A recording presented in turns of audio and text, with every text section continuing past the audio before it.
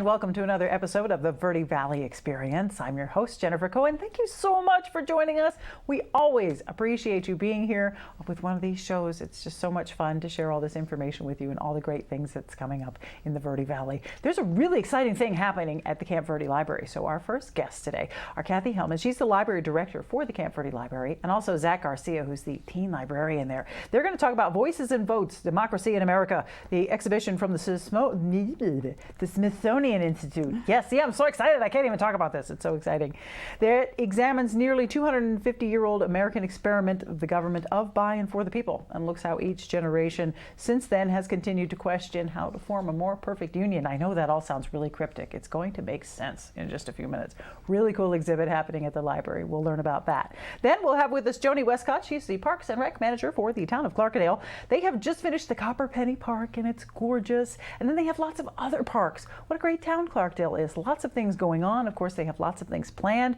It's now warmer. It's going to continue to get warmer. Lots of outdoor activities to be happening there. Then we'll meet with Greg Miranda. He is the director of the Verde Valley Rally Mountain Bike Challenge. Woo! That is a community and family-oriented mountain bike event with live music, food trucks, bike rodeos, raffles, a saloon, all kinds of stuff. And it's designed to bring the community together by encouraging kids to have healthy habits, such as bike riding, and promoting a healthy lifestyle. So that's going to be really interesting to hear about. Then we'll go on location, courtesy of our sponsors at Cat and Verde Links, to Fort Verde State Historic Park, and we'll talk with Bill Stafford and Bob Tiener about the history of the soldier event that's coming up at the park. You can experience a military timeline of our history from the Revolutionary War to the present day. And by doing so, you'll see presentations, military drills, fashion shows, and you can even partake in the Dutch oven cookout, which is one of my favorite parts of that event.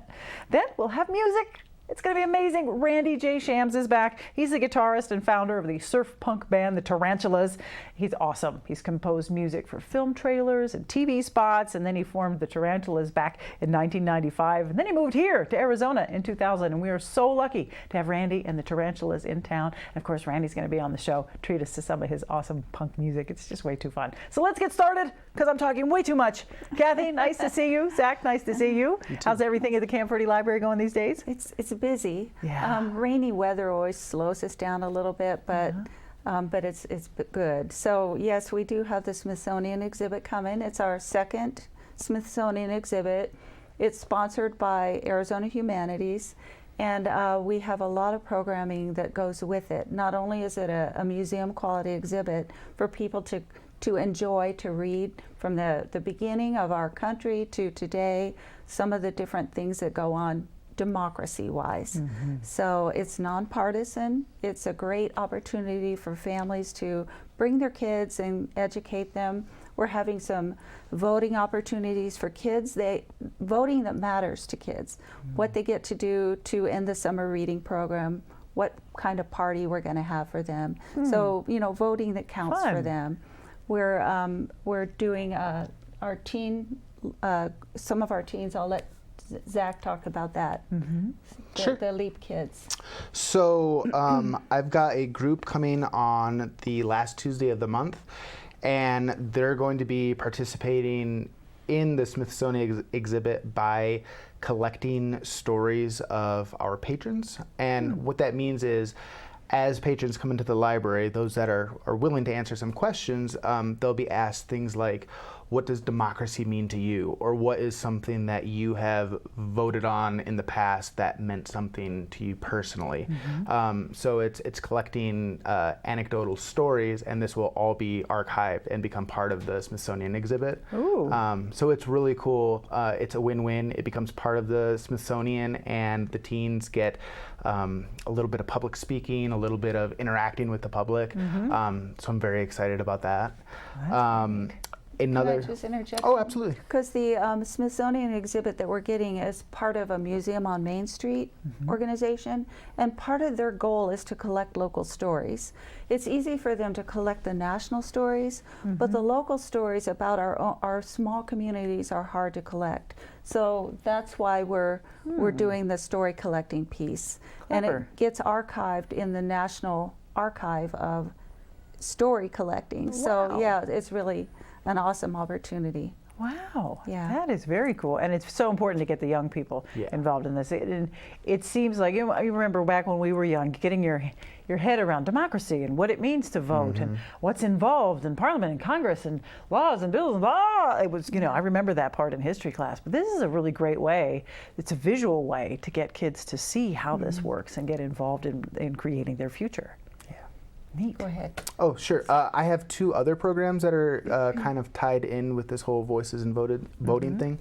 The first one is political cartoons with Jan Mark Kiesenbing. So the date is still TBD, but he is going to come. He's a local cartoonist. He's fantastic. He's also the teen librarian in Cottonwood now. And he's going to give a workshop for the teens, and it'll be about creating their own political cartoons. And it won't be about like trying to put any bias on them one way or the other, but breaking down what a political cartoon is, why it works, why it's effective, and just the different components. And then hopefully we'll have a bunch of political cartoons created by the teens that we can display during the exhibit. And this is a presidential year, but it doesn't even have to be on that scale. It can be something like voting on what they want for lunch in the school cafeteria, or something that means something to them. So that should be a lot of fun, and it should be a really cool program. Neat. And then the other one is a little bit bigger than that. So there's these programs called Frank Talks that are put on through Arizona Humanities. Yep, Arizona Humanities and the State Library. They're a free program, and it's going to be an all ages thing. Originally, why we wanted to bring one into the library was to have a collaboration with the Camp Verde Youth Advisory Council and the Yavapai Apache Nation's Unity Youth Group. So this is going to kind of be the icebreaker to get them together. And the Frank Talk that they selected, because there's a list of about, 15 of them or so, and we could have just picked one, but we said, no, what do you guys want? And the one that they decided on is hip hop and American culture. So it asks questions such as, can music shape public opinions and foster social change? And does music expand cultural knowledge or reinforce stereotypes? So music is a powerful thing. It's super important in your formative years, and it's an interactive conversation. Instead of being lectured at, they get to participate in a conversation about this thing. Well, that's neat. And it's called a Frank Talk. Yes. Nice. Yeah. And that's on your schedule. It If we is. go to the website, Yep. and we can see the schedule of events at cvlibrary.org, and you'll see that on there. Great. So it'll be on April 18th at 2 p.m. Okay. Well, that's great. And are there going to be more of those Frank Talks? Hopefully. All right. Hopefully. We plan on more. We're also partnering with Fort Verde, and they're bringing a little piece of their exhibit over to the library, and we're going to be giving coupons to people who visit our exhibit to get in for $1 off their admission to the fort. But the thing that we're focusing on is what life was like for women before they could vote, and it's in her shoes. And one of the things that I heard was that they would tell the soldiers, if the Army wanted you to have a wife, we would have issued you one. And so, just the different way that women were viewed when the fort was around and active, and before women could vote. So that's part of our exhibit too, is bringing in some information from the fort, the way they dressed, the kind of shoes they had to wear. So I anyway. know this whole exhibit is really interesting because it's multimedia. There's lots of things to look at. There's even games revolving around it and participation that you're welcome to join in on. It's neat rather than just a static display. Okay, here it is. You watch this video, you look at this picture, and you're done. This is very interactive. Yes. That's very. How does one get to have a Smithsonian exhibit? We wrote a grant to get it. And League of Women Voters is partnering with us on this, so they are supporting it also. They're helping with some of the talks that we're having, like we're having one on the Electoral College, what that means, how safe is your vote, is it safe, these days? Can somebody hack in mess up our election system or not. So some of those things, and just things that are relevant to today's population as they look at this year when we're doing a lot of voting. Yeah. And Camp Verde Community Library is the vote center for Camp Verde. So next week we have an election there.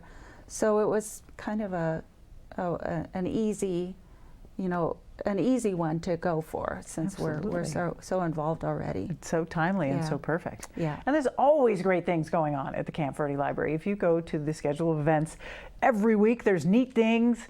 Like one of the things I saw was you could learn how to use GarageBand, which I thought was great fun. There's just so many different things happening, exhibits always, and of course it's one of the most beautiful libraries in the state, and it's run perfectly and immaculate in there. You guys do a great, great job.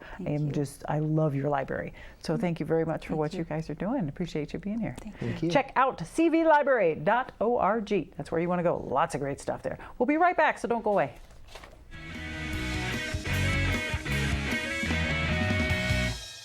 Regrow, repair, replace. Regenerative medicine is the process of creating living, functional tissues to repair or replace tissue or organ function lost due to age, disease, damage, or congenital defects. Dr. Forrest Lanchbury and the team at Sedona Regenerative Medicine specialize in finding relief for patients suffering from chronic pain. Contact Sedona Regenerative Medicine to learn about anti-aging medicines that will help your body heal itself. 928-282-2520 or SedonaRegen.com. Solid Rock Fitness is a one-on-one fitness studio specializing in fitness over 50. I train older adults of all fitness levels, from athletes and avid sports participants to folks with chronic pain to those recovering from surgeries. You and I will focus on strength training to improve overall muscle tone, core conditioning, balance, agility, flexibility, and nutrition. Mastery of these components of fitness will help you live your life to the fullest with confidence and competence. Start your journey toward better health with Ageless Touches Massage Therapy. Licensed massage therapist Richard Stevens uses the latest and best equipment to relieve scar tissue, electronic smog, and tinnitus. Ageless Touches does everything they can to work your issues down to the bone. Improve your path to better health with Ageless Touches Massage. And welcome back to the Verde Valley Experience. I'm now joined by Joni Westcott. She is the Parks and Recreation Manager for the town of Clarkdale. What a cool job. It is a very cool job because I love the town of Clarkdale. It's just so wonderful. And it keeps improving all the time. Yeah. All these great parks. Yes. Yes. We are a park-rich community for sure. You are, which is just glorious. I mean, I love the architecture that's all over town, and the parks just really make that shine. So tell us about the new Copper Penny Park. So the Copper Penny Park was actually built by the developer of Crossroads at Mingus, and they have dedicated, they'll be dedicating that park to the town of Clarkdale. So they built it, they'll maintain it for 3 years, and then we'll take it over from that point. But but it is our park from here on out, and yeah, it's wonderful. They've been wonderful to work with, the Crossroads at Mingus developer, and we've got the park in place. Got it opened this past weekend. Had the opportunity to enjoy the amenities, which are a little different than some of our other parks, and it's been very fun. Excellent. Now, when you say it's a little different, how so? Well, we have different playground equipment there. We have a trail system with parkour stations for exercise. Oh, nice. So folks can walk around the trails and stop and do the exercise, or signs that tell them how to do it. It's really good for physical fitness. And the views are beautiful from there. Playground's a little different than we have at some of our other parks. We have a different type of swing. And the pickleball and basketball courts are there as well. So yeah, it's been a real joy to see it come along and get it up and rolling. Very nice. Now that makes how many parks now for Clarkdale? 5 parks. 5 parks. That is very park rich. Yeah. Yes, it is for a small community, and so we're working on we'll do actually have a grand opening for the Copper Penny Park coming up in May, but then our other parks are Selna Mangini Park, that's also located in Clarkdale, is at the bottom of Miller Hill, just down from our facility, Town Hall. And that one is in a draft development mode where we have talked to the community, and we have a master plan for that park. Just waiting for it will be remediated like our main town park was, and when that process happens, and we'll start getting some of the details in place as to what we're going to be able to get in there. But we do have a draft plan. Very cool. Yeah. That's very cool. There's always something going on. You're always busting butt. Every time I see you, you're like, I'm here and I'm going there and we're doing this thing. I know. And what else is going on? Well, let's see. We have, we also put in pickleball courts over at the Centerville Park. In fact, you guys, I think, were out there when we initially did that. So we're getting that back up and rolling. We had a little bit of vandalism issues, but we've got things squared away. Not a big problem, just a minor one, but it's a nice community park. We have another park down in Lower Clarkdale and Patio Parkway subdivision called Caballero Park, and that park needs some attention, and someday we'll be getting it some more attention. But and then of course our town park, where we have our concerts in the park, which is our big season is coming up. We're really excited about that, and we have our band lineup and Great band lineup this year. Yeah, It's really very good. exciting. We have bands. We do it all on an application process. So bands have to apply, and then we have a committee that reviews the bands and decides based on the folks who come, and just keeping the genres different, and just for entertainment value and what people are looking for, the dance factor, that kind of thing. That's a big one for Yes, me. I it is. love to dance. It is, and we'd love to see that concrete pad out in front be covered with people dancing. Yes. When is the kickoff? When does The that start? kickoff on that, I knew you were going to ask me that, and I'm going to write on my list. It is May 23rd. Okay. Great. We're 4th. Great. Coming up. The third Saturday in May. Hang in there. It's almost here. Yeah, Concerts in the third park Saturday. in Clarkdale.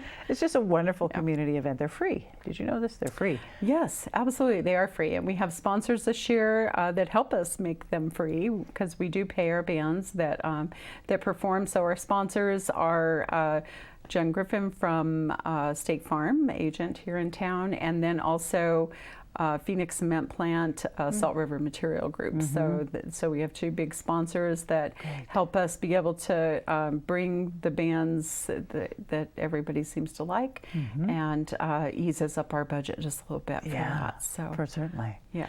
Now the concerts in the park happen how many times a month? They are every other week, starting on that May 23rd. Okay, the weekend of. And the weekend of. And they will be every other week until September, mid-September. So Great. And they will go from 7 to 9 p.m. and folks can bring their own food and non-alcoholic drinks into the park and enjoy the music, and we hope they also visit our local businesses, which is a lot of why we do that for our local businesses. And then of course Clarkdale is so rich, I think, also in events. We have a wonderful Downtown Business Alliance who puts on the car show that's this weekend.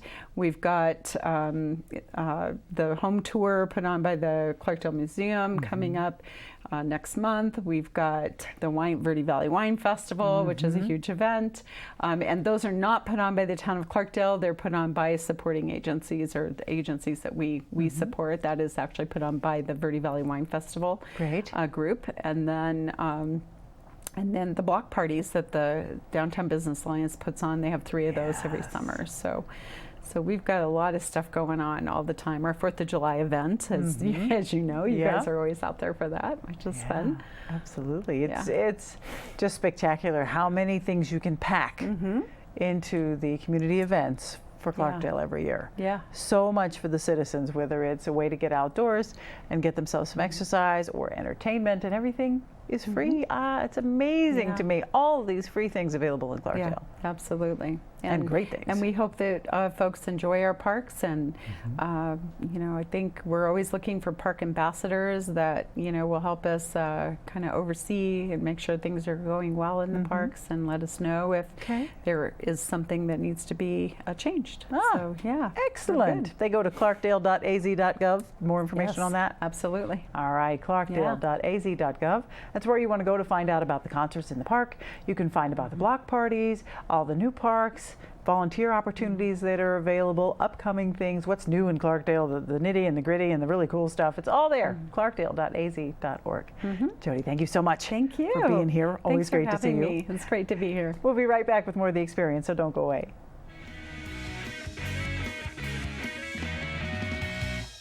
Breakthrough Medicine's Dr. Shada Sina offers comprehensive hormone testing and customized hormone therapy with a focus on lifestyle medicine, weight loss, allergy drops, brain and digestive health, seasonal detox, and nutrition. Dr. Sina is a referral physician for Suzanne Summers, specializing in bioidentical hormones for men and women. Breakthrough Medicine is located in Cottonwood's Hot Yoga Plaza. Call for a 15-minute complimentary new patient consultation, 928-649-0269, or visit online at breakthrough-medicine.com. Been hearing about the crazy benefits of CBD? Find out how CBD can help you at Sedona's #1 resource, CBD Sedona. Come in for a free consultation and let our trained medical staff help you find the perfect product for you. Pain-relieving salves, full-spectrum oils, honeys, teas, cookies, and even CBD for pets. Ready to feel fantastic? Come on by CBD Sedona today. Northern Arizona Thermal Imaging uses a state-of-the-art medical digital camera to take a picture and create a map of the body's infrared patterns, later interpreted by an MD specially trained in reading thermography. Northern Arizona Thermal Imaging is the leading medical imaging and proactive healthcare, detecting early danger signs years before other tools, finding early breast disease up to 8 years before mammography may detect it. Schedule a scan with Carol today. Northern Arizona Thermal Imaging. Say yes to thermography. And welcome back to the Verde Valley Experience. We're now going to talk about the Verde Valley Rally Mountain Bike Challenge. Da, da, da, da. Greg Miranda in the studio. Thank you for being here. Hi. This is exciting. It is. It's getting there. Yeah. We're almost there. It's got to be a lot of work to create an event from scratch. I'm finding that out, yes. Yeah. But you're successful because it's happening. It's going to be happening April 4th from 7 a.m. to 4 p.m. at the Blazin' M Ranch. That's really cool. You're also doing part of it at the Tuzagoot National Monument there. So this is really neat. How did this come about? It was just a concept I had while I was out riding my bike, and I was actually a little bummed out because we live in county property and I couldn't get involved with city politics, and I just wanted to see how I can get involved. And that's just came about with. And I have a passion for working with kids and getting kids on bikes. So very good. Well, that's very cool. How long have you had that? Because you're a biker yourself. Oh, geez. Lifelong? The last 20 years at least. Very nice. Very nice. Thank you for wanting to share that with the children in the community. So this is a community and family orientated a mountain bike event with live music, food trucks, kids bike rodeos, raffles, and an old-fashioned saloon. So there's a heck of a lot going on. The only thing you got to do is you got to bring a bike and a helmet. They're not supplied. Yes. So bring your own bike. You gotta have a helmet. Yes. I'm always like, get a helmet. Yes. Telling my girls, put a helmet on. That's part of my passion. Head injuries as well. Yeah. Yes, for sure. So tell us a little bit about what's going to happen. April 4th from 7 to 4. What's going on? 7 a.m. we have the start of the marathon, which is a 50-mile. They'll go off first because they're the longest, and then after that is our main event, which is a 30-miler. And we'll just basically start with the fastest guys and women first, and then work their way down. And then after that, we start off with the free kids event that's 3 and 5 miles, and that's through Tuzagoot National Monument and Dead Horse Ranch as well. Yes, which is a lovely area to ride your bike. It's beautiful back there. I'm surprised how many people don't know about it. Yeah, no, I've never ridden a bike back there, but I've been back there a lot, and I bet it's really cool to ride a bike. So there's the 3 and 5 mile courses through Tuzagoot National Monument are for kids 13 and under, and those are free. Yes, it's a family-oriented event. Anybody who wants, we're asking for $5 for kids that are 14 and over, and $10 for adults, but nobody's going to be turned down because monetary reasons. Well, sure. Anybody can come and do that event. Okay, great. And then as far as the 50-miler and the 30-miler, who are you expecting to show up for that? We have people that are signed up from, a lot of people from Southern California, Utah, a bunch of people from Colorado. There's a lot of people coming from Phoenix and Flagstaff. Just got a registration today from Las Vegas. Wow. And so yeah, they're coming from all over, and we're trying to encourage them to stay. We have free camping, 48-hour free camping in Riverfront Park. So that's kind of one of the ways we're trying to get them to stay in town and go to our restaurants. And wow. Are you expecting to cap the limit of how many people? Yeah. Oh, yeah? Okay. Yeah, the demographics on our registration company says that we're at 240. Wow. That's where we're going to be, 244 to be exact. Wow. And then, so we have 250 as our cap. Wow, so you're getting close. Yes. So if they want to register, do they have to register online? Yes, at bikereg.com, or they can go to verdevalley.com. VerdeValleyRally.com. That's what I have here too. Okay, to register. And can they if they want to pay the $5 fee, or for their family members, they can do that right through VerdeValleyRally.com? Yep, we are 100% volunteer run, and 100% of the net profits go back to Verde Valley Cyclist Coalition Bikes for Kids program. Oh, excellent. Tell us a little bit about that program. I met a couple of the board members and realized that we have a similar passion in the sense that we want to get kids on bikes, get them off of their screens, and then also to help keep them away from drugs and alcohol. Yeah, that's a big one these days, screen time. You know, Yes. my kids don't want to go outside. They're like, and that's all they do, all day long. Yeah. Like, what'd you do all day? You were in bed all day. Yeah. But I was busy. I was talking to this person and that person. That's not real life. You need to get out. Exactly. We have teenagers as well. Yeah, we are in the process of starting a mountain bike club at Mingus as well. Cool. And so yeah, that should be going by fall Oh, very of cool. 2021. Great. No, 2020, sorry. Okay, yeah. Next fall. Right, sure, absolutely. It's great to promote that type of activity for kids, because biking is fun. You know, when we were kids, biking was all we had. Yeah. You know, we didn't have the Twitters and all that stuff. Yeah. So we were on our bike all day, every day. Look at us, we grew up great. And now our kids are stuck to their screens, and they're missing out. I say, you're missing out on so much life. And then when they get out there, they have so much fun. So. And it's just to keep that going, keep building the resource, giving kids bicycles so that they can go out and have their own independence. And, Yes. and, Yes. it's- Absolutely. Yeah. Yep, that freedom where, where would I go if I go outside? Well, if you have your bicycle, you can go to the park, you can go to the library, you can go down to the river, you can do lots and lots of things. Yeah. And nowadays, I don't think bike riding is nearly as important as it used to be. I mean, it was a thing. Like you learned to ride a bike and you rode your bike, back when I was a kid. Now it's like, you don't have a bike? You don't know how to ride your bike? How old are you? You're 15? How does that work? Yeah, it teaches situational awareness for these kids that are about to start driving. We have one that's about to start driving. All right. Here soon. Yep. Ooh. Yeah. Yeah. But we've been practicing. Oh, excellent. I didn't think about that bike riding, situational awareness is very helpful when it comes to, driving. It's a stepping stone. Oh, that is true. So I think. I guess my daughter's never driving then. Sorry, honey, but I ain't having it.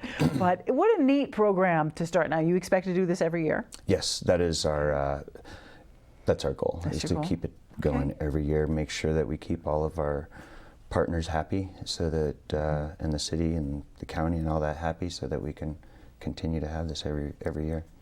That's great. So it's happening April 4th. Starts at 7 a.m. at the Blazin' M Ranch there, and that goes until 4. And of course, you want to bring your bike, bring your helmet. If you want to be there for the 50-miler, you got to be there early, 7. Then there's the 30, then the 15, and then the 3 and 5 mile courses that go around Tuesday. Yes. Well, that's great. So parents can participate with their children, and it says 13 and under are free. What do you expect the youngest participant to be? We have a bike rodeo. There's going to be kids on scoot bikes, 3 years old. Oh, cute. Yeah, we have a little scoot bike competition and a bike rodeo. bike? It's the stepping stones to riding a bike. Instead of it having pedals, it's almost like they're walking and learning one skill instead of multiple skills. You're right, at once. to throw a kid on a bike these days, it's 8 skills you got to master instantly or crash. Yeah. But those, And we do have a really good cheering section inside Dead Horse that it's going to be great for everybody, because all courses will go through there, and it's going to be fun. It's a neat little environment to be in. Oh, right. That's so cute. Oh, my gosh. So there you go. Get your kids involved in biking. It's good for them. It gets them outside. This is a great program you want to go ahead and take part of because, you know, the Verde Valley Cyclist Coalition Bikes for Kids programs is really great program. So get out and support that. Of course, there's music and there's food, and you got to love a bike rodeo. That's absolutely a scream. Yeah. So, well, awesome. I think Yeah. that's very exciting that you're almost full. So make sure you go to verdevalley.rally.com if you want to sign yourself up or your family up. Make sure you squeeze in there. There's only a few spaces left. So verdevalley.rally.com. Greg, awesome. Yeah. Keep up the good work. Thank you. And the 3 and 5 mile is open. It will remain open. Okay. There's no cap on There's that. no cap on that? That's Right. good to know. So. That's good. So considerate. Yeah. Thank Well, you. cool. We'll have fun. Yeah. That All sounds right. like fun. Thank you. All right. We'll be right back. So don't go anywhere.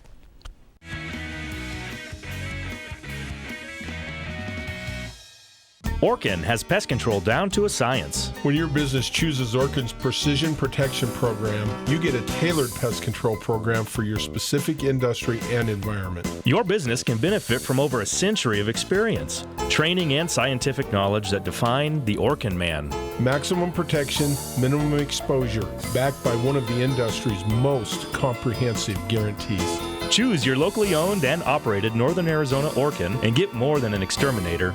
Get an expert. Ishmael's Landscaping and Tree Service has the experience to start and finish a successful project for all your landscaping and tree needs. They are licensed, insured, and bonded with 20 years of professional service in the Verde Valley. Turn your backyard into an oasis for relaxation and entertaining with Ishmael's staff, 2 decades of landscaping expertise. Visit them at ishmaellandscape.com, ISMAEL landscape.com. Landscape, hardscape, tree service, and maintenance.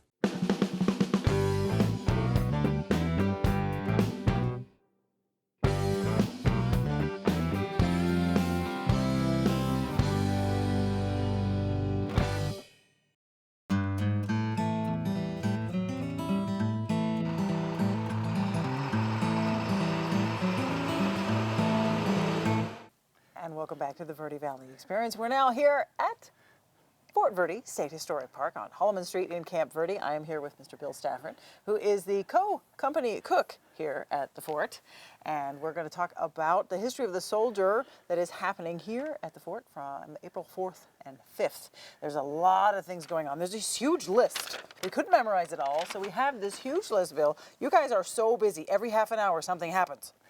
That's all right. day Yeah. long. Yeah, it's Oh a my busy gosh. time. Absolutely. It must be so much fun, though. It is fun. Yeah. Yeah, to see the different period soldiers and their equipment, Right. and to try to find a question they can't answer, which I haven't found yet. All right. So it's very fun and interesting. That's very cool. If you're a history buff, this is when you want to come to the fort, April 4th and 5th, because representations of all the wars, starting the Revolutionary War on up. There's going to be reenactors dressed in period clothing, absolutely spot on period clothing. Everything here at the fort is always spot on. You know, there's nothing here that's like, oh, it's close enough. No, I appreciate that. Whenever I come to Fort Verde, everything is correct. Thank you. Yeah, that's we have great. fun. Good, I bet. You're going to have all kinds of things happening. There's a drill call. There's an artillery demo. I always think that's really cool. Yeah, that's Kids a love lot of that. fun. Occasionally they'll let the cooks participate in those demonstrations to pull the lanyard for the cannon. And, Oh, neat. And you don't want to miss those. They are fantastic. Absolutely. That's and happening very at noisy. 10. Yeah, 10 on Saturday if you don't want to miss that. I know the kids will love that. Of course, the Navajo Code will be explained by Mr. John Yazzie. He's a wonderful man. We had the pleasure of meeting him. And then, here we go, close to your heart, the Dutch oven cooking demonstration, which is more than a demonstration, by the way. You can take part. The public is allowed to join in on the feasting for a nominal donation that goes to support. Correct, yeah. Yeah, and they can learn about Dutch ovens, the history of Dutch ovens, and how to prepare dishes. They can even participate a little bit in the preparation if they want. Oh, We'll very let 'em. cool. Bet the kids love that.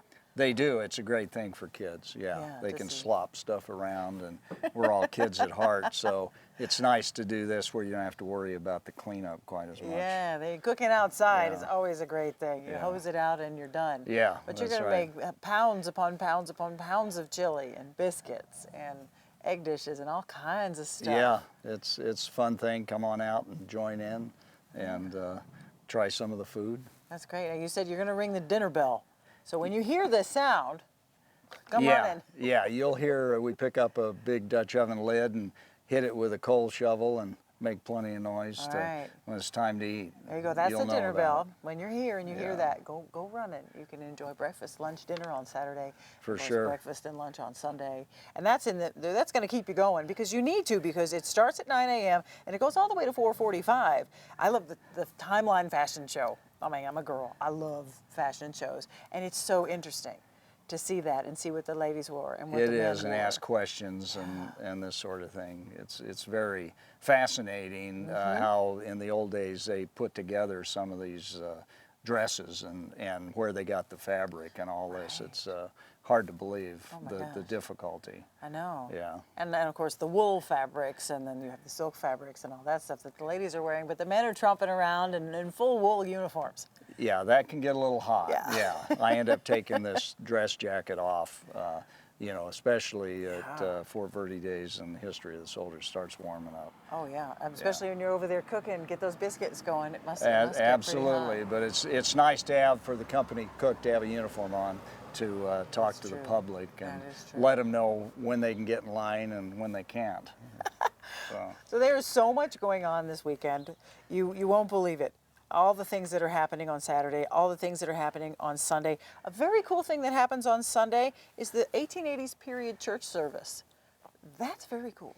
That's fun to attend and to listen to the Army chaplain that is dressed in period uniform and come on over, and it's right in front of the commanding officer's headquarters, and that's a very wonderful experience. I make sure I go to that. Absolutely. That's happening 10 a.m. on Sunday. Well, now we've done all this talking about food, so I want to go over and we're going to talk to Bob about how he's going to prepare some food for the event and see how that goes, because now I'm hungry. So thanks for that. Great. Yeah, we like a good appetite out here. Cool, Bill. Yeah, Thanks. Yeah. Thank you.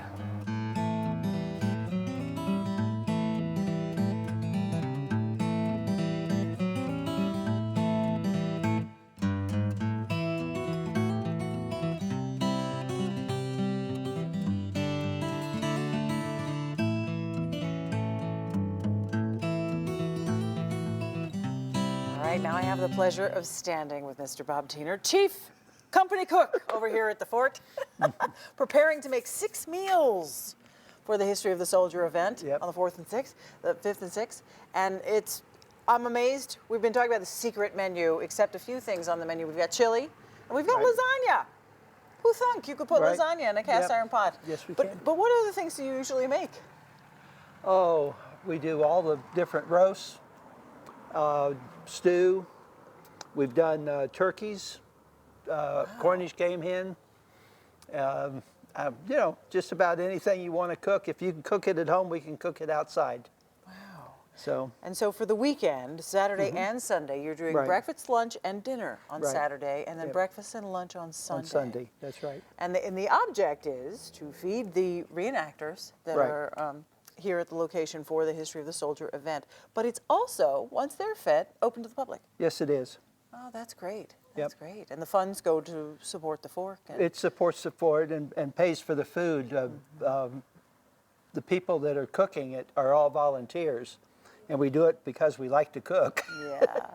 So it's to help pay for the food primarily. Wow, that's great. It's just $8. I mean, you get a full meal for $8, and we're talking all the trimmings. Of course, you get biscuits, and then there's usually a dessert involved. The cobbler is always a family favorite. Cobbler every time. For sure. Now, how does it work that you cook this? What do you build, and how do you make this happen? Okay. Well, we use charcoal for the heat, and I've got down here on the ground the pan that we put it on, and then as we're cooking, if it's the same item, like we'll do sometimes 6 or 7 or 8 of the same, like chili, we'll do like 8 Dutch ovens of chili. And we stack them then, and we can stack them 3 or 4 high. Wow. And so that's it. This last time that we cooked, I think in Buffalo Soldiers, we cooked had 21 Dutch ovens at the same time. Wow. And we did 4 different dishes that we were cooking. That's amazing. That's a labor of love for sure to cook in the way that that they cooked back then, Right. during all the different war periods. And hey, I still use this stuff today, so Yep. it's good stuff. Well, that's fantastic. So if they want to join in, they can be here.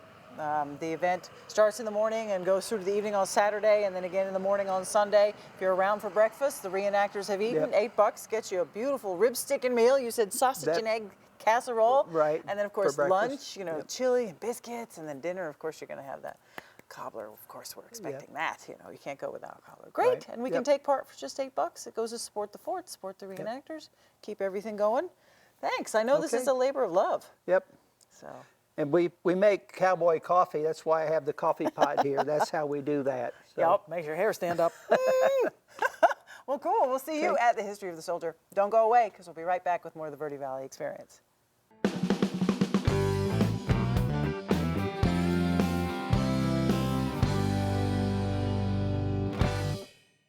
This is Bruce Morrow, Transportation Manager for Cottonwood Area Transit.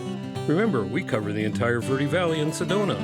Cottonwood Area Transit has you covered wherever you want to ride in the Verde Valley, all day, every day. Take Cottonwood Area Transit through Clarkdale, Verde Village, and from 26 locations in Cottonwood.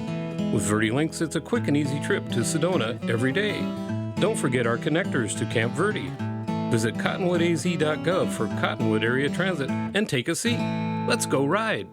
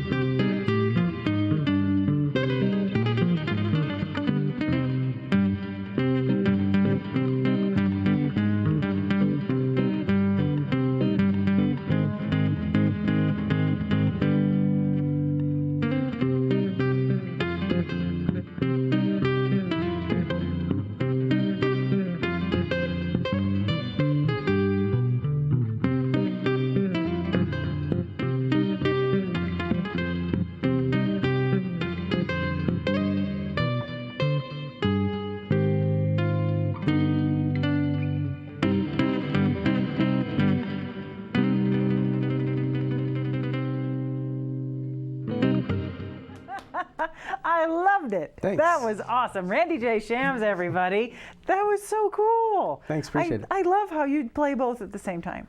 That's just really neat, and you're totally proficient at it too, which Thank is you. way too much fun. It sounds like two guys. Did this get born out of one night your bass player didn't show up, or how'd you start doing this? It's sorta. No, I started playing the style on one guitar, just like this guitar, and I started doing that over 20 years ago. like when I was in my 20s or something. I lost track by now, but I started doing it on one guitar, and I decided that if I used two guitars, I could play over the areas that I was playing the bass notes on the first guitar. Right. And just kind of was a natural switch to the two guitars. That is too cool. And this is a tiny little one. I haven't seen one. It's this little tiny flat little Yamaha. Is this a specialized guitar? It was originally made as a travel guitar, and they made this guitar in a steel string and also a classical style with nylon strings. I originally bought it to learn flamenco guitar on way back before I had a full-size classical. And then I decided, well, to play flamenco guitar, I needed a regular full-size classical guitar, and this thing, I just put it on the stand and started using it for the two guitars. Wow. And it had like a piano sound to it. Mm-hmm. Yes. You know, so it worked really well. Sometimes in a live setting it can feed back a little bit, but it's been, you know, really good for you know, for this style. And it's just kind of, it wasn't anything that was planned out. It just kind of fell together over the years. That's the best stuff. And I love it because you've been rocking out for your entire life, basically. Yeah, pretty much. You started like in junior high, most likely performing and playing, and then of course we did a little history on you earlier in the show with your writing songs for TV and movies and things like that, and of course the Tarantulas, one of the best surf punk bands ever. Thanks. Love the Tarantulas, and you guys are still playing. Yep. Yeah, I don't do too much film music anymore, unfortunately. I kind of miss it. Yeah. But I do play with the Tarantulas a lot, which I always enjoy, and you know, we have some stuff coming up. So, and I have some solo stuff coming up too. Yeah, you keep busy. I love it. Trying to, yeah. Yeah, I know you've got, since we last saw you, there's been 2 new albums for the Tarantulas, and you're still working on another one. Yeah, I have two new, I have a punk album that I released last year, and a surf album called Surf 101. That was released the beginning of this year. Nice. And then I'm working on another project, which is, I don't really have a name for it, but it's more of a psychedelic rock, late 60s style band project. All right, neat. So that'll be fun. I love it. Each one of those is so different. Yeah. You have the same high quality, you know, musical instrumentation that you do in all these different styles but they complement each other quite nicely. I mean, I've always loved surf music and surf punk music. It's just way too cute. I recognize that song that you played. What was that? That was my take on Django Reinhardt's Minor Swing. I simplified it a little bit, but it's, you know, basically the same chord structure and basically the same song pretty much, and you know, just worked it out for the 2 guitar style. That's very cool. That's a sign of a very brilliant musician, when you can change those things around to make it work for you. Now, why did you choose punk and surf? Why did that attract you? Well, surf music, I was living in LA back in my 20s, and I was working on film music and stuff like that, and I was playing on Wednesday nights with a reggae band at a local surf bar called Toe's Tavern, and the DJ would spin old surf albums in between our sets. And I'm like, that's the music that I want to do. You know, like, I wasn't familiar with it, you know, growing up in the 70s and 80s and stuff. And I just, you know, surf music was lost. So it didn't come back until the 90s. And I heard it back then in the late 80s, and I was like, I definitely want to do this kind of music. It was something that was not explored, you know, at the time. So. Well, that's true, and really, you're one of the very few surf punk bands performing and still making music, and great music too. We can go to thetarantulas.com. That's your website. Thetarantulas.com or Facebook/tarantulasmusic. Absolutely. I like that we have songs on there that we can listen to, and there's information. And you're still playing out and about and around the Verde Valley. We've got you at the Oak Creek Brewery. Yeah, I'm doing a set on the 27th for the Hum rock concert series that's going on there once a month, and I'll be playing the opening set, I believe, like around 7 p.m. Nice. And then Vino di Sedona, you're a regular there. Yeah, last Monday of this month, I believe that's March 30th, I'll be at Vino from 6 to 9 doing this 2 guitar style and some vocal songs that I've written. Nice, nice. You've written hundreds of songs by now, multiple albums, so you've got a lot going on. Yeah, a lot of songs I don't remember anymore. Yeah. That's not a bad thing. That's a sign that you have a lot. And you're still writing, which is amazing. I always write. Yeah. That's just amazing. What I enjoy the most. Nice. Well, that's great to hear. And I know that, so you've played a cover already, and you're going to play an original one next. What album is this one from? It's not, I haven't recorded it. Really? It's just a nice little tune that I play when I play live out, and I'll probably get around to recording it one of these days. Oh, does it have a name? It doesn't have a name. Oh my gosh, I love that. You've heard it here first. It's not on the album. It doesn't even have a name. I play it a lot live though, and it changes every time. So, you know, I don't know how it'll come out today. We'll see. That's great. That's live music. You know, it comes out different depending on the mood and the energy in the room and, you know, the acoustics of the room, you know, everything. It's music, live music is actually alive and changes so much every time. And a masterful musician knows that, appreciates that, and rolls with it. Well, yeah, it's just that there's an improvisational aspect that I've come to appreciate in music, and I don't like to play the same thing twice the same way. You know, and if it's just going to be a little bit different every time. And then once it's recorded, it's on it. You know, that recording is the final take, but you can always change it up when you play it again. That's true. You know? That's true. That's very common with folks who do new versions or the live version or the whatever different. I'm going to change this up and do it that way, which is great because it brings a song back to life. You know, and each one of those versions is always awesome. So too fun. Now, when we go to Vino di Sedona, it's the last Monday of the month. Yes. And it's free. It is. To go in and watch you play. The same thing with the Oak Creek Brewery. Yeah, that is free as well. That's great. It's a great show. That's going on there on the 27th. Once a month they have a full band, and then they have a few opening artists. Nice. That's great. Yeah, well, that'll be nice. Cool. And if we wanted to grab one of your albums, where would we get one? The best place to get the new album is tarantulas.bandcamp.com. Okay. That's the 2 new albums are there, and the older ones you can find on Amazon, like the old Monster Wave Surf album. You can find that on Amazon for a download, or I think, or CDs. Yep, I've got it downloaded. I love it. Nice. It's happy music. I love happy music. It is. Makes me happy, makes me want to bounce around. You know, it's just the best. I love it. Thank you for introducing me to that, because before I met you, surf punk was not something that I thought I liked. You know, it was something I went, oh yeah, I've heard of that, but I'd never heard it, and I love it. So thank you so much for keeping that alive. I appreciate it. So, totally. All right, Randy J. Shams, everybody. Make sure you check him out. Make sure you check out his new album when it comes out, and this untitled song that may or may not be on it that he's going to play next, so that's really cool. I'll have to do a solo. I need to do another solo guitar album, and then it'll be on that one. Excellent. We'll look forward to it. Thanks. Thank you all so much for joining us at the Verde Valley Experience. As always, we always appreciate you. You can check us out on Facebook, on YouTube, verdevalleytv.com anytime. See you next time.